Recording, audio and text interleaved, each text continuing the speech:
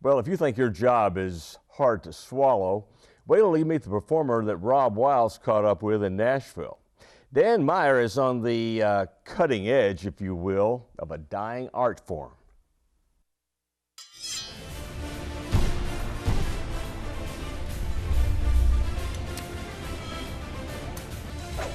Dan Meyer is performing today in front of an enthusiastic crowd of kids from the Nashville Children's Theater summer camp.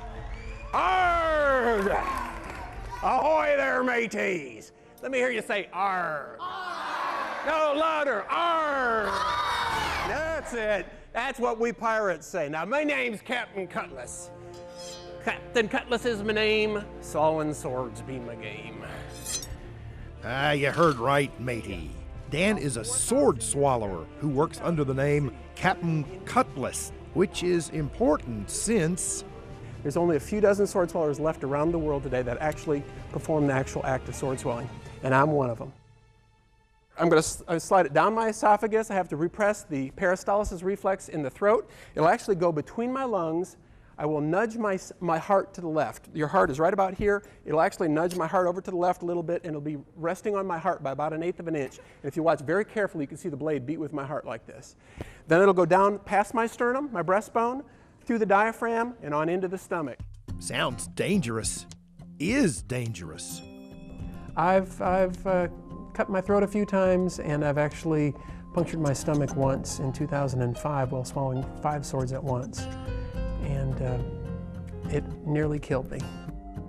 Human anatomy, it's a lot of mind over matter, but it takes pinpoint accuracy and razor sharp concentration. There's 3 things you need to remember. 911, all right? You might want to punch the 91 into your phone and just be standing by for that last one, because this is extremely dangerous. Are you ready? All real, all steel, all the way down the hatch.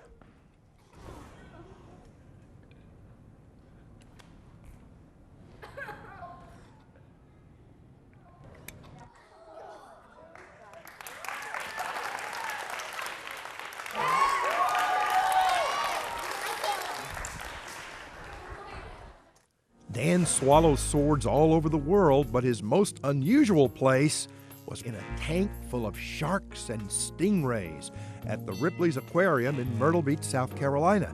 It set a world record, which Tim O'Brien, who's VP of Communication for Ripley Entertainment, says is just what Robert Ripley, the believe it or not man, was all about. Sword swallowing is kind of a neat thing to see anyway, and kind of an oddity.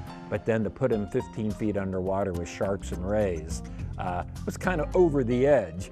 The obvious problem with swallowing a sword underwater is, first of all, you have to concentrate on swallowing the sword, having the body line up correctly and not puncturing something.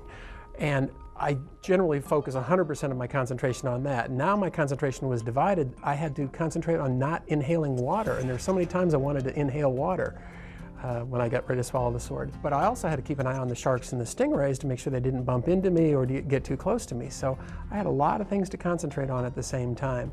But thankfully everything worked out just great, and it went off without a hitch. Back on dry land, Dan is wrapping up his performance for the kids from the Nashville Children's Theater,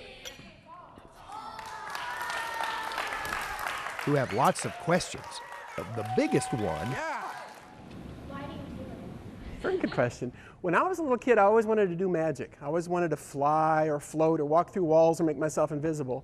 And I was really disappointed when I found out that magic was really a lot of deception and tricks, that there wasn't really real magic. And then I got into fire eating and juggling and sword swallowing.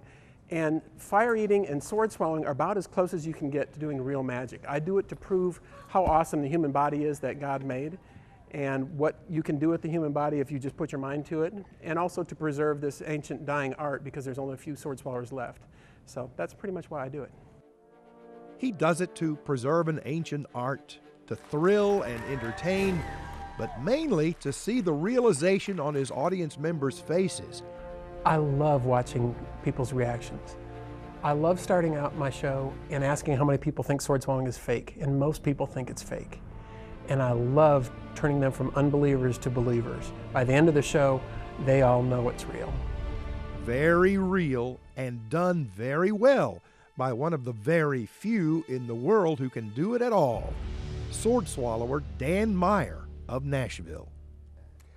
Okay, it goes without saying, kids, don't try that at home or anywhere for that matter, but you may try out our website, TennesseeCrossroads.org.